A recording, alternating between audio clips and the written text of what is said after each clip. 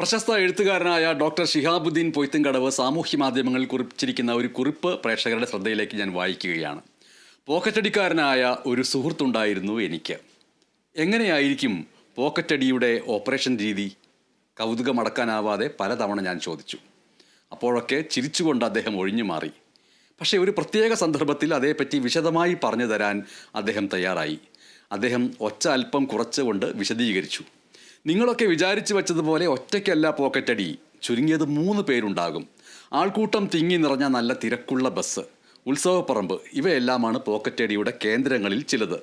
ബസ്സിലാണെങ്കിൽ സംഘത്തിലെ 2 പേർ മുൻഭാഗത്ത് പോയി നിന്ന് എന്തെങ്കിലും 1ഉം 2ഉം പറഞ്ഞ് പരസ്പരം വാക്കേറ്റത്തിലേർപ്പെടും. ഒരു നാടകം. വഴക്ക് മൂത്ത് ഏത് നിമിഷവും അടിപൊട്ടും. അങ്ങനെ അടിപൊട്ടുമെന്നുള്ള പ്രതീതി സൃഷ്ടിക്കും. യാത്രക്കാരുടെ ശ്രദ്ധ മുഴുവൻ ഈ ബഹളത്തിലും വാക്കേറ്റത്തിലുമായിരിക്കും. ഈ സമയം സംഘത്തിലെ 3ാമൻ യാത്രക്കാരുടെ പോക്കറ്റ് അടിച്ചു തുടങ്ങും. വാക്കേറ്റത്തിൻ്റെ ക്ലൈമാക്സ് മുറുകിക്കൊണ്ടിരിക്കെ 3ാമൻ അടുത്ത സ്റ്റോപ്പിൽ ഇറങ്ങും. അതോടെ വഴക്ക് പതിയെ അവസാനിപ്പിച്ച് തൊട്ടടുത്ത സ്റ്റോപ്പിൽ ബാക്കി 2 പേരും ഇറങ്ങും. പോക്കറ്റടിക്ക് വിധേയരായ യാത്രക്കാർ സർവ്വതും നഷ്ടപ്പെട്ടതറിയുമ്പോഴേക്കും സംഘം സുരക്ഷിതമായ താവളത്തിലെത്തിയിരിക്കും. വർഗീയത, അപരശത്രുബോധം ഇവ വളർത്തി വലിയ പോക്കറ്റടി രാജ്യത്ത് നടത്തുന്നു. പോക്കറ്റെല്ലാം കാലിയായി കഴിഞ്ഞാലും സംഭവിച്ചത് എന്ത് എന്ന് അറിയാൻ കൂട്ടാക്കാത്ത ഒരുതരം നിസ്സംഗത നമ്മുടെ പൗരന്മാരെ വളഞ്ഞിരിക്കുന്നു. നാം അനുഭവിക്കുന്ന ജീവിതത്തിൻ്റെ ഏറ്റവും ദാരുണമായ അവസ്ഥ എന്താണെന്നറിയാമോ?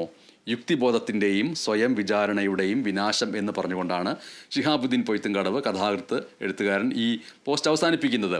അപ്പോൾ ആ രീതിയിൽ വർഗീയതയുടെയും മറ്റും വലിയ തർക്കങ്ങൾ ഈ രാജ്യത്ത് ഉണ്ടാക്കിക്കൊണ്ട് ആ തർക്കങ്ങളിലേക്ക് ശ്രദ്ധ തിരിച്ച് അതിൽ മുഴുകിയിരിക്കുന്ന നമ്മുടെ കീശയിലെ പോക്കറ്റടിക്കുന്നു ഭരണകൂടങ്ങൾ എന്ന് മറ്റൊരു രീതിയിൽ പറയുകയാണ് ഷിഹാബുദ്ദീൻ പൊയ്ത്തുംകടവ് ഈ കുറിപ്പിലൂടെ. വാർത്തകൾക്കിടയിൽ അത് സൂചിപ്പിച്ചു എന്നേ ഉള്ളൂ. കാരണം